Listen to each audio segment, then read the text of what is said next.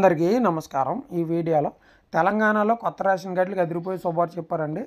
So కొత్త ration కార్డులు మరో కొన్ని ఇవ్వబోతున్నారు. అలాగే రేషన్లో కూడా కొత్త మార్పులు వచ్చినాయి. ఆ వివరాలు ఏంటి వీడియోలో చెప్తాను. వీడియోని చివరిదాకా చూసి లైక్ చేసి ఛానల్ సబ్స్క్రైబ్ చేసి డిస్క్రిప్షన్లో వాట్సాప్ ఛానల్ ఉంటుంది, అందులో జాయిన్ అవ్వండి. అలాగే ఈ వీడియో చూసిన తర్వాత వాట్సాప్లో షేర్ చేయండి. చూడండి, తెలంగాణ రాష్ట్రంలో రేషన్ కార్డులు జారీ ప్రక్రియ వేగవంతమైంది. మరో 2 లక్షల కార్డులు మంజూరు చేయడంతో రాష్ట్రంలో 91 లక్షల కార్డులు అయితే ఉన్నాయి. ఈ పెరుగుదలతో మొత్తం లబ్ధిదారుల సంఖ్య 3 కోట్లకి అయితే చేరింది. అధికారులు దరఖాస్తులకు క్షుణ్ణంగా పరిశీలించి ఈ 2 లక్షల మందికి కొత్త కార్డులు ఇచ్చేందుకు ఆమోదం తెలిపారు. మిగిలిన దరఖాస్తు పరిశీలన కూడా కొనసాగుతుంది. సో కొత్తగా దరఖాస్తు చేసుకున్న వారు కూడా రేషన్ కార్డులు మంజూరు చేస్తారు. ఇది నిరంతర ప్రక్రియ. ప్రజాపాలన ద్వారా మీ సేవ ద్వారా వచ్చినటువంటి కార్డులను మంజూరు చేసే అవకాశం ఉంది.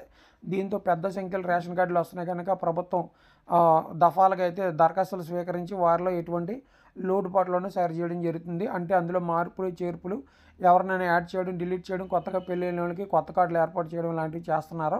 సో రేషన్ కార్డు లేకపోవడం వల్ల చాలామందికి ఆరోగ్యశ్రీ, పింఛన్లు వంటి అనేక సంక్షేమ పథకాలు అయితే పొందలేకపోతున్నారు. ఈ పరిష్కారం అయితే తొందరగా చూడాలని ప్రభుత్వం అయితే అధికారులకు ఆదేశం ఇవ్వడం అయితే జరిగింది. ఇది ఇలా ఉండగా ఇప్పటి వరకు కార్డు లేని వారికి, కొత్త రేషన్ కార్డు దరఖాస్తు చేసుకున్న వారికి అయితే ప్రభుత్వం కార్డులు మంజూరు చేసింది. వారికి ప్రస్తుతానికైతే నెంబర్లు పంపింది కానీ కొత్త కార్డులు అయితే ఇవ్వలేదు. అయితే ఫోన్లోకి అయితే మెసేజ్లు అయితే వస్తున్నాయి, మీకు పలానా కార్డు నెంబర్ అలర్ట్ అయ్యిందని.